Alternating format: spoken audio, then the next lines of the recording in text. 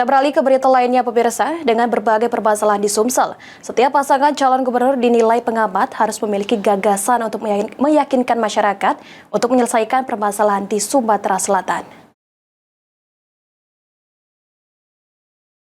Pengamat politik Sumsel, Muhammad Husni Tamrin menilai ada beberapa permasalahan krusial yang belum terselesaikan di Sumatera Selatan, mulai dari permasalahan kemiskinan hingga kesenjangan infrastruktur. Untuk itu, pada debat pertama tanggal 28 Oktober, setiap calon gubernur harus memiliki gagasan secara konsepsional untuk menyelesaikan berbagai persoalan yang ada dengan solusi dan langkah-langkah konkret, sehingga dapat meyakinkan masyarakat Sumatera Selatan.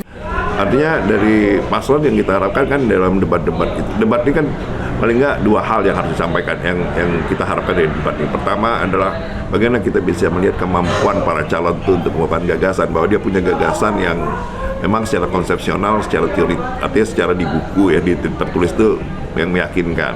Dan yang ketiga, mereka punya kemampuan untuk menerjemahkan gagasan itu menjadi kenyataan.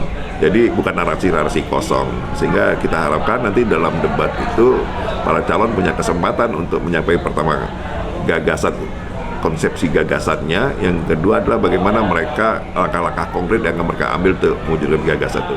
Dengan adanya debat publik calon kepala daerah, diharapkan dapat memberikan gambar kepada masyarakat Sumatera Selatan untuk memilih calon pemimpin yang dapat membawa perubahan untuk Sumatera Selatan lebih baik selama 5 tahun ke depan. Eki Saputra, PAL TV.